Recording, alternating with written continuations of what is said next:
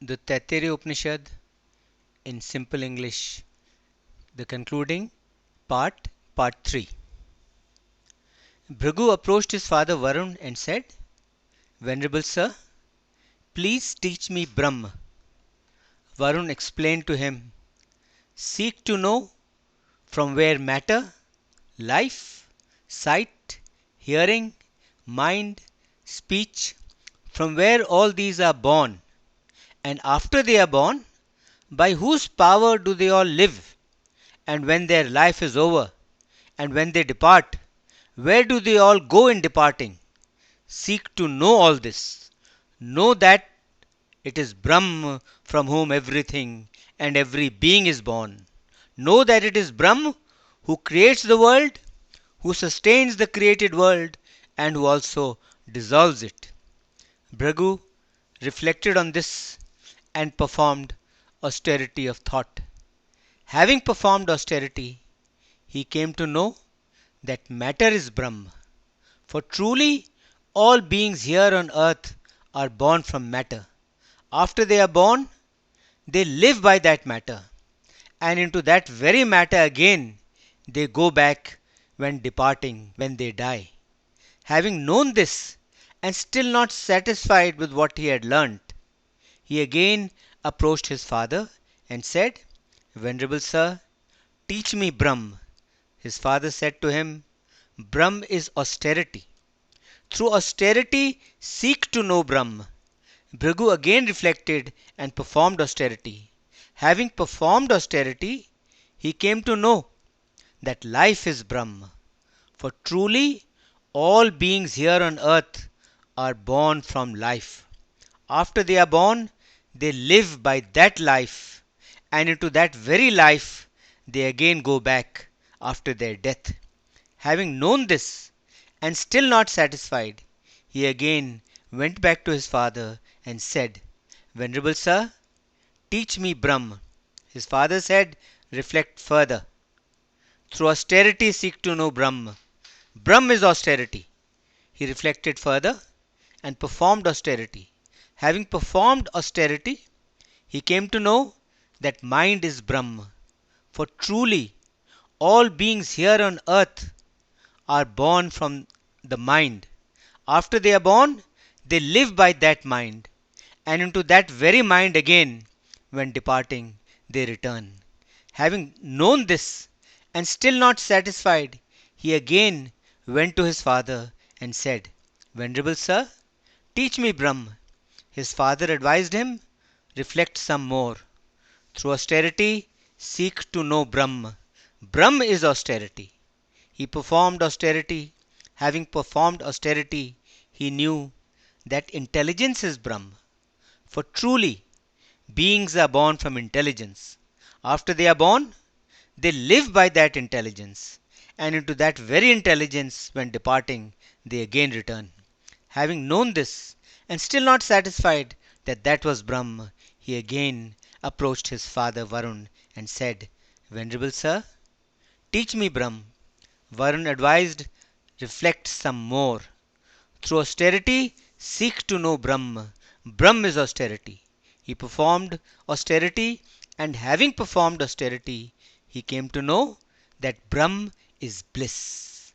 For truly, all beings are born from bliss. And after they are born, they live by that bliss. And when departing, after death, they enter into that very bliss. This satisfied Bhrigu, the knowledge that Brahm is bliss.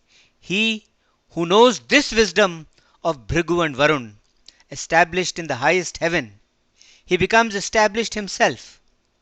He becomes the possessor of food, and he becomes the eater of food. He becomes great in offspring and in cattle, and in the splendor of sacred wisdom. Great becomes his fame. Never speak ill of food. That shall be the rule. Life truly is food, and the body is the eater of food. As life is established in the body, so is food established in food. He who knows that food is established in food, he himself becomes established. He becomes an eater of food, possessing much food, he becomes great in offspring and in cattle, and in the splendor of sacred wisdom, he becomes great in fame. Do not despise food, that shall be the rule. Water truly is food. Light is the eater of food. Light is established in water, and water is established in light. They both are established in each other. Thus, food is established in food. He who knows that food is established in food, he becomes established himself. He becomes an eater of food, possessing food. He becomes great in offspring and in cattle, and in the splendor of wisdom, and he acquires great fame. One should make plenty of food for oneself. That shall be the rule. The earth really is food, and ether is the eater of food. Earth is established in ether, and ether is established in earth. They are both established in each other. Thus, food is established in food. He who knows that food is established in food, he becomes established himself. He becomes an eater of food, possessing food. He becomes great in offspring and in cattle, and in the splendor of sacred wisdom, and great is his fame. Do not deny residence to anybody. That shall be the rule. Therefore, one should acquire plenty of food in whatever way one can. Food is prepared for him, they say, and he gets it in the order he gives it to others. If he gives food to the others first, then food is given to the giver first. If food is given in the middle to others, then food is given to the giver in the middle. If food is given last to others, then food is given to the giver last. Humans are recognized by the following activities: their preservation in speech, for their acquisition and preservation in the in-breath and the out-breath, for the work they do by their hands, by the movement in their feet, and by the evacuation in the excretory organ. For the deities, there is satisfaction in rain and strength in lightning.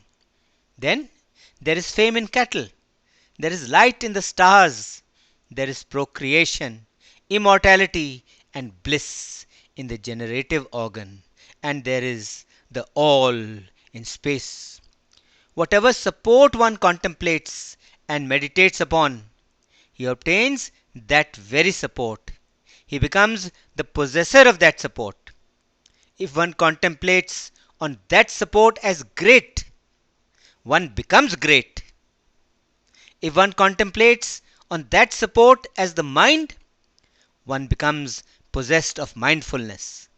If one contemplates on that support as adoration, desires pay adoration to him, all his desires will be fulfilled. If one contemplates on that support as the supreme, one becomes possessed of the supreme. If one contemplates on that support as Brahm's destructive agent, one's hated rivals perish, as also those he does not like.